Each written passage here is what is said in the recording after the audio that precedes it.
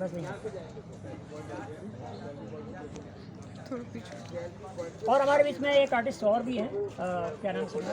My self doctor Reshma Verma जी।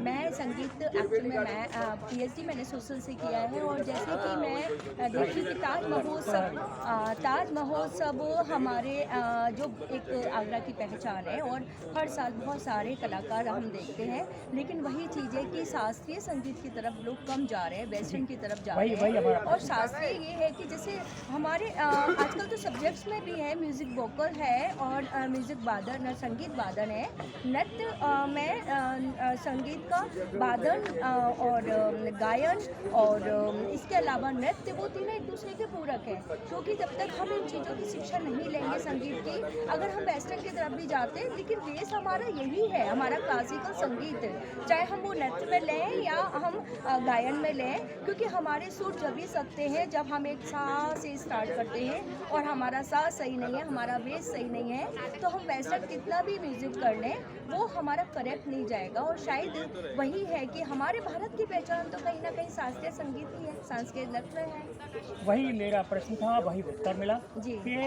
भाई कलाकार का एक जॉब पाना और एक संगीत साधना जो भी है, ये सब है भारतीय सिनेमा तक सबसे पहले जो रियाज है वो शास्त्रीय और संगीत बेसिक से तो आप हर जगह जाएंगे, रुकेंगे नहीं। बिल्कुल बिल्कुल। हमारे जो कोड होते हैं, हमारे जो स्केल होते हैं, हमें उनकी समझ नहीं है, तो वो संगीत हम चाहे गायन में लें या हम वादन में लें, जब तक हमें सास सुरों की पहचान नहीं है, सा रे ग म पा धा नि सा नी ध प म ग रे सा, आरोह और अवरोह, हमें उनका उतार और चढ़ाव की समझ नहीं है, तो शायद फिर हम वो कर लें, लेकिन वो चीज़ जो बेसिक हम रियाज से आ सकती है वो वैसे नहीं आ सकती।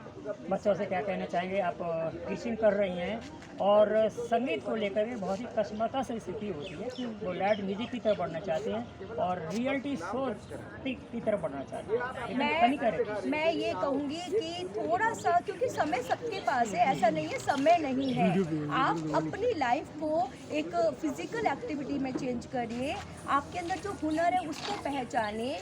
और खाली सिंगिंग, डांसिंग या फिर वादन या बहुत सारे हुनर वो नहीं है। हुनर वह है कि आप अपने थोड़ा सा टाइम निकाल के उस हुनर को उस योग्य बनाएं कि आप खुद में सेल्फ में कुछ अर्निंग भी कर पाए। और सेकंड एक चीज़ और है कि कहीं ना कहीं ये जो छोटे छोटे बच्चे हम देखते हैं और वो मोबाइल दे दिए जाते हैं उनको, तो पेरेंट्स बस इतना करें कि बजाय मोबाइल देने के उनको किसी क्लास ज्वाइन कराएं, चाहे वो फिजिकल एक्टिविटी से रिलेटिव हो या रियाज से रिलेटिव हो। क्योंकि आज कहीं ना कहीं हमारे भारत में, पूरे भारत में हमारे जो संगीत की जो पहचान है उसको पेरेंट्स समझ कर आगे लेकर जाएं। जी, बहुत अच्छी बात है। शुभ नाम आपका?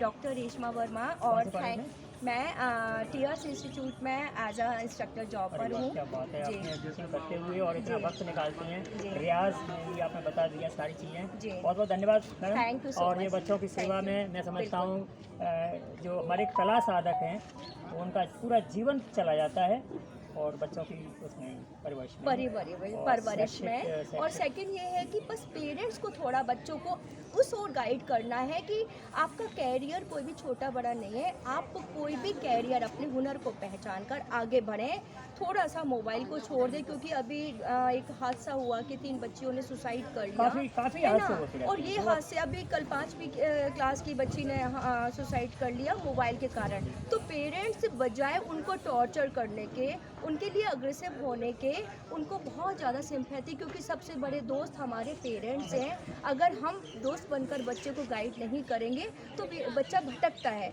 और उसके साथ में अगर बच्चा को भटका के रास्ते बहुत हैं, लेकिन गाइड करने वाले कौन है? वो पेरेंट्स। क्योंकि हमारी पहली पाठशाला परिवार है और परिवार अगर हमें गाइड नहीं करता तो बच्चा भटकेगा। और अगर आप अपना टाइम लेकर और बच्चे को मोबाइल पकड़ा देते तो प्लीज़ सभी से मेरी रिक्वेस्ट है, आप बच्चों को मोबाइल से दूर रखकर आप किसी ना किसी क्लास में उनको ज्वाइन करवाएं, उनको बिजी रखें। सिवाय मोबाइल के, टीवी के, आप उनके पास बैठें, उनको स्टोरी सुनाएं, उनके साथ थोड़ा सा टाइम स्पेंड करें। बहुत बहुत धन्यवाद ma'am. Thank you so much. हमारे दर्शकों को गाइड किया। दर्शकों, आपने मैम की बात सुनी, बच्चों को मोबाइल से दूर तो नहीं रख पाएंगे, लेकिन उन्हें उनका निगरानी रखिए कर क्या रहा है मोबाइल में खास करके। बस ये अगर वॉच पढ़ रहा है करना तो अच्छी है, बात है, बिल्कुल। और नहीं तो बच्चे को समझाइए, वो करिए। और सबसे बड़ी बात है, कला, कोई भी कला की तरफ मोड़िए।